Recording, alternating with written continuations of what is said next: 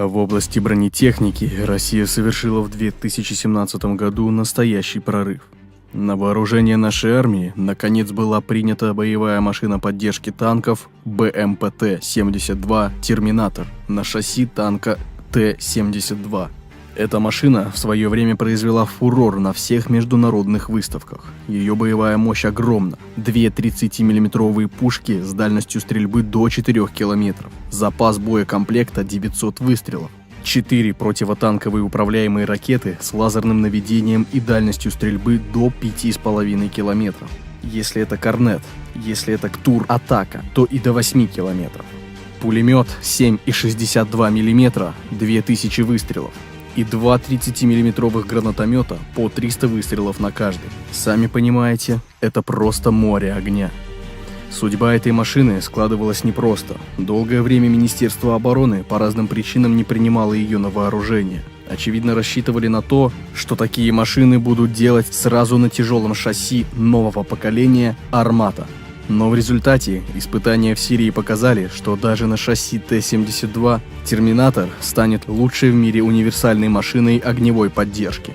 На поле боя каждая БМПТ-72 может работать одновременно под 3-4 целям. Ракеты «Терминатора» могут не только уничтожать танки, но и сбивать вертолеты, а его 30-мм орудия создают такую плотность огня, что на дистанции до 3 км любая цель, за исключением танка, будет просто разорвана в клочья.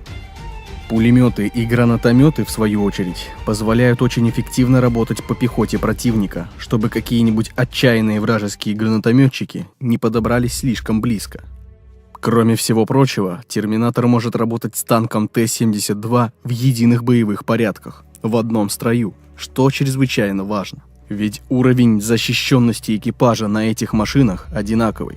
А при работе в едином строю сочетание танка и БМПТ создает принципиально новую ситуацию на поле боя, повышая плотность огня на всех уровнях. При работе и по пехоте, и по летательным аппаратам, и по танкам, и по легко бронированным целям противника. Даже по личному составу, скрытому в каких-нибудь укреплениях. Ибо ракеты, которые установлены на «Терминаторе», имеют, помимо прочего, и термобарические боевые части. То есть могут применяться как маленькие вакуумные бомбы. При срабатывании такого боеприпаса сперва происходит взрыв, который создает большое аэрозольное облако, а потом все это облако объемно детонирует, создавая огромный перепад давлений и температур. Кстати, танки Т-72Б3М, с которыми «Терминатор» будет воевать в едином строю, тоже уже совсем не такие, какими они были всего несколько лет назад. В Т-72Б3М от прежнего танка старым остается только корпус. Даже гусеничные траки уже новые. Новый дизель, 1130 лошадиных сил, новые датчики ГЛОНАСС, автоматизированная коробка передач, новая 120-мм пушка, новый панорамный тепловизионный прицел, цифровой дисплей и камера заднего обзора, современная динамическая защита «Реликт» и модернизированный комплекс активной защиты. А на подходе уже новое поколение бронемашин.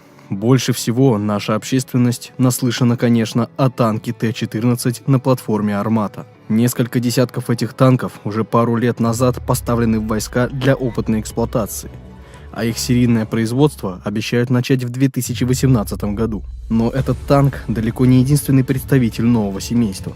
Не менее прорывным является, например, «Терминатор-3». Это универсальная боевая машина огневой поддержки, созданная на той же тяжелой гусеничной платформе «Арматы».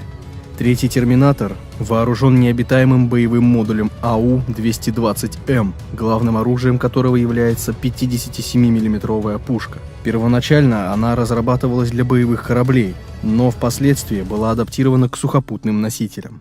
Ее скорострельность до 300 выстрелов в минуту, дальность стрельбы до 16 км, досягаемость воздушных целей по высоте более 4 км. Чтобы понять, какова мощь этого 57-мм орудия, достаточно сказать, что на дистанции в 4 км такая пушка гарантированно пробивает более 100 мм брони. А с дальности в 4,5 км снаряд «Терминатора-3» прошивает стандартное панельное многоэтажное здание насквозь. Такое орудие обеспечит нашим войскам поражение всех типов воздушных и наземных целей на поле боя, причем не только нынешних, но и перспективных.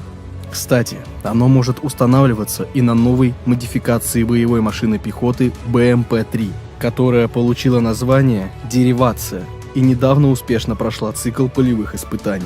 А Терминатор 3, помимо 57 миллиметрового орудия, вооружен еще крупнокалиберным пулеметом, автоматическим гранатометом и 4 противотанковыми ракетами «Атака-М» с дальностью стрельбы более 8 километров.